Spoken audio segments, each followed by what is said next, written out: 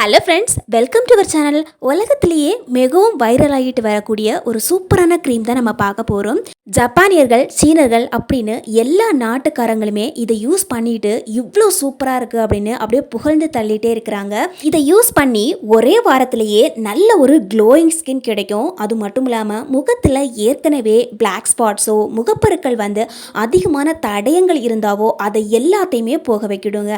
நம்ம காசு கொடுத்து கடையிலேருந்து எவ்வளவோ க்ரீம் வாங்கி யூஸ் பண்ணுறோம். ஆனால் ஒரே ஒரு தடவை இந்த மாதிரி வீட்டில் செஞ்சு யூஸ் பண்ணி பாருங்கள், அருமையான ரிசல்ட் கிடைக்கும். ரொம்பவே சூப்பராக ஒர்க் அவுட் ஆகக்கூடிய இந்த விஷயத்தை எப்படி நம்ம பண்ணுறது அப்படின்னு பார்க்கலாமாங்க. இதுக்கு நமக்கு தேவைப்படுறது பார்த்திங்கன்னா பாதாம் பிசின் தான்.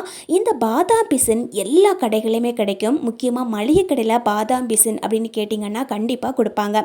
இந்த பாதாம் பிசினில் ஒரு 2லேருந்து 3 பீஸ் மட்டும் எடுத்து ஒரு பவுலில் போட்டு கொஞ்சம் தண்ணி ஊற்றி வைக்கலாம். ஒரு 1/4 கப் அளவுக்கு தண்ணி ஊற்றி வச்சுட்டு அப்படியே க்ளோஸ் பண்ணி வச்சிடலாங்க.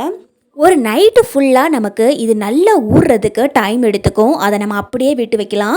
இப்போ நமக்கு தேவைப்படுறது பார்த்திங்கன்னா இந்த மாதிரி கற்றாழை தான். நார்மலாக எல்லா இடங்களையுமே இந்த மாதிரி கற்றாழை கிடைக்கும். இந்த கற்றாழையில் ஒரு சின்ன இலை மட்டும் கட் பண்ணி எடுத்துகிட்டு மேலே இருக்கக்கூடிய அந்த பச்சையாக கெட்டியாக இருக்கும் இல்லையா, அந்த பகுதியை மட்டும் நம்ம கத்தி வச்சு தனியாக கட் பண்ணி எடுத்துட்டு உள்ளே இருக்கக்கூடிய அந்த ஜெல்லு மட்டும் தனியாக நம்ம பிரித்து எடுத்துக்கணுங்க. ஒரு ஸ்பூன் வச்சு இந்த மாதிரி நல்லா வலிச்சு எடுத்தோன்னா அந்த ஜெல்லு மட்டும் தனியாக கிடைக்கும் பாருங்க. இப்போ ஸ்பூன் வச்சு அந்த ஜெல்லு மட்டும் நம்ம தனியாக ஒரு பவுலில் எடுத்து வச்சுருக்குறோம். இது பார்த்திங்கன்னா நம்ம இந்த கற்றாழை ஜெல்லை எப்போவுமே அப்படியே எடுத்து யூஸ் பண்ணக்கூடாது. கற்றாழை ஜெல் நமக்கு ரொம்ப ரொம்ப நல்ல விஷயந்தான். ஆனால் அதுலேயும் பார்த்திங்கன்னா எல்லோ கலரில் இருக்கக்கூடிய ஒரு பிசின் ஒன்று இருக்கும். அதை நம்ம எடுத்து யூஸ் பண்ணவே கூடாது. அதுக்காக நம்ம என்ன பண்ணோம் அப்படின்னா ஜெல்லை தனியாக எடுத்துட்டு அதில் கொஞ்சம் தண்ணி ஊற்றி கை வச்சு நல்லா பிசைஞ்சு எடுத்துக்கணுங்க. அப்போ தான் அந்த எல்லோ கலர் இருக்கக்கூடிய பிசின் மட்டும் தனியாக நமக்கு ரிமூவ் ஆகும். இப்போது நம்ம நல்லா கழுவி எடுத்துக்கக்கூடிய இந்த ஜெல்லை மட்டும் தனியாக பிரித்து எடுத்துறதுக்காக ஒரு வடிகட்டி எடுத்து இந்த மாதிரி செஞ்சால் போதும், தனியாக நமக்கு கிடைக்கும் பாருங்கள். இப்போ தான் நம்ம அந்த கற்றாழை ஜெல்லை எடுத்து யூஸ் பண்ணவே ஆரம்பிக்கணும். இதை நம்ம எப்படி யூஸ் பண்ணுறது அப்படின்னு பார்க்கலாமாங்க. கற்றாழையில் இருக்கக்கூடிய அமினோ அமிலங்கள் நம்முடைய தோலை நல்ல பளபளப்பாக மாற்றக்கூடிய சக்தி உடையது. இப்போ இந்த ஜெல்லை மட்டும் தனியாக எடுத்து நம்ம ஒரு மிக்ஸி ஜாரில் போட்டு வச்சுக்கலாம். இப்போது நம்ம ஏற்கனவே பார்த்திங்கன்னா இந்த பாதாம் பிசினை ஊற வச்சுருந்தோம் இல்லைங்களா, ஒரு நைட்டு ஃபுல்லாக நான் ஊற வச்சுட்டேன். இந்த பாதாம் பிசினில் அதிகப்படியான மினரல்ஸ் இருக்குது. அதாவது சோடியம், பொட்டாசியம், அயன், இந்த மாதிரி நிறைய விட்டமின்ஸ் இருக்குது. முக்கியமாக இதில் விட்டமின் இ இருக்கிற காரணத்தால் தான் இதை நம்ம ஸ்கின்னுக்கு யூஸ் பண்ணவே போகிறோம். இப்போ நல்லா ஊறி வந்ததுக்கப்புறமா நம்ம எடுத்து பார்க்கும்போது பார்த்திங்கன்னா ரொம்ப ரொம்ப சாஃப்டாக இருக்கும். கடையிலேருந்து நம்ம ஆயிரக்கணக்கில் காசு கொடுத்து வாங்கக்கூடிய க்ரீமை விடையும் பல மடங்கு சக்தி வாய்ந்தது அப்படின்னு கூட சொல்லலாம். இப்போ நம்ம ஊற வச்சுருக்கக்கூடிய இந்த பாதாம் பிசினை ஒரு 2லேருந்து 3 ஸ்பூனுக்கு எடுத்து இந்த மிக்ஸி ஜாரில் எடுத்து போட்டுக்கலாம். உங்களுக்கு கொஞ்சம் அதிகமாகவே தேவைப்படுது அப்படின்னா நம்ம 1/4 கப் அளவுக்கு ஊற வச்சுருக்கிறோம் அப்படின்னா மொத்தத்தையும் கூட எடுத்து யூஸ் பண்ணிக்கலாம். இது நம்ம பெரியவங்க மட்டும் இல்லை, வீட்டில் இருக்கக்கூடிய குட்டி குட்டி குழந்தைங்களுக்கு கூட போட்டு விட்டுக்கலாம். அடுத்ததாக நம்ம யூஸ் பண்ணக்கூடியது பார்த்திங்கன்னா நெய் தான். நல்லா சுத்தமான நெய் பார்த்து யூஸ் பண்ணணும். பசு நெய்யாக இருந்தால் ரொம்பவே நல்லது.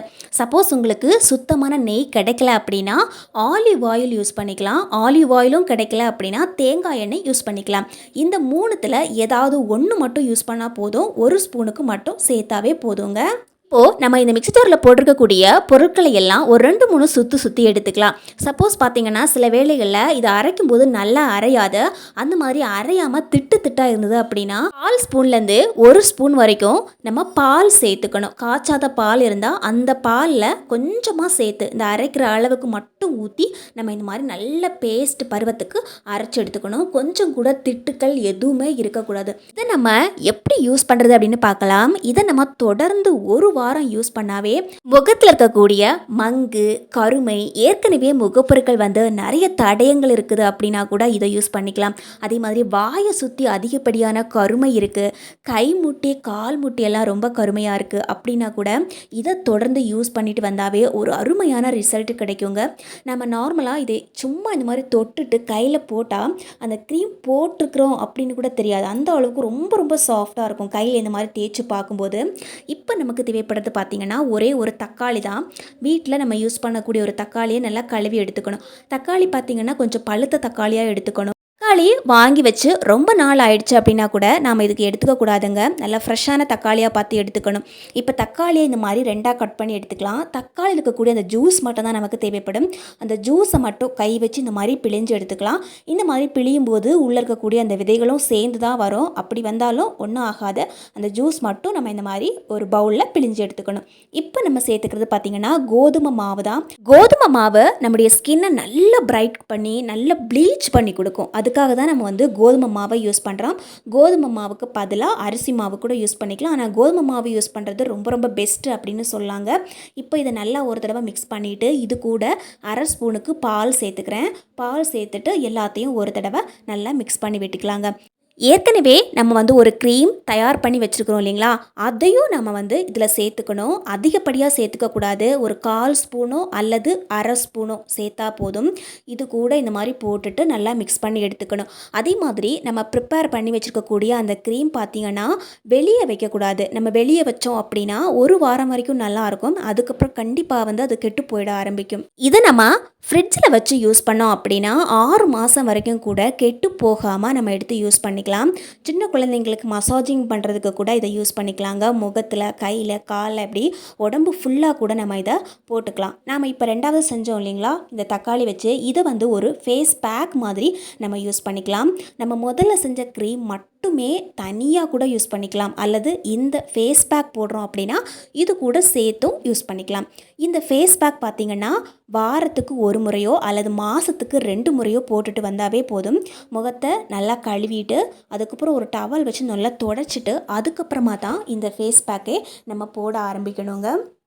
ஏற்கனவே முகத்தில் வாயை சுற்றி கருமையாக இருக்குது, உதட்டில் அதே மாதிரி ரொம்ப கருமையாக இருக்குது அப்படின்னா கூட இந்த க்ரீம் நம்ம யூஸ் பண்ணிக்கலாம். உதட்டில் இருக்கக்கூடிய அந்த கருமையை போக்குறதுக்கும் உதட்டை சுற்றி இருக்கிற அந்த கருமையை போக்குறதுக்கும் இந்த க்ரீம் ஒன்றே போதுங்க. இந்த மாதிரி ஃபேஸ் பேக், ஏதாவது ஒரு ஃபேஸ் பேக் நம்ம யூஸ் பண்ணுறோம் அப்படின்னா அது கூட ஒரு 1/4 ஸ்பூனுக்கு போட்டு மிக்ஸ் பண்ணி இந்த மாதிரி நல்லா தேய்ச்சி மசாஜிங் கொடுத்துட்டு நம்ம வந்து நார்மல் தண்ணியில் கழுவி எடுத்துக்கணும். தண்ணியில் கழுவும் போது பார்த்திங்கன்னா சோப்பு போட்டெல்லாம் கழுவக்கூடாது. நார்மல் தண்ணியில் நம்ம கழுவணும். அதே மாதிரி எப்போவுமே பார்த்திங்கன்னா நம்ம ஃபேஸ் பேக் போடுறோம் அப்படின்னா குளிர்ந்த தண்ணி யூஸ் பண்ணுறது ரொம்ப ரொம்ப பெஸ்ட்டு. அந்த மாதிரி நம்ம குளிர்ந்த தண்ணி யூஸ் பண்ணும்போது பார்த்திங்கன்னா இன்னும் வந்து நல்ல ஒரு பிரைட்னஸ் கொடுக்குங்க. ஏற்கனவே தயார் பண்ணி வச்சுருக்கக்கூடிய இந்த க்ரீமை தினமும் நம்ம தூங்க போகிறதுக்கு முன்னாடி கொஞ்சமாக எடுத்து முகம் ஃபுல்லாக அப்ளை பண்ணிவிட்டு தூங்கி பாருங்கள். முகத்தில் கருமை எதுவுமே வராதுங்க.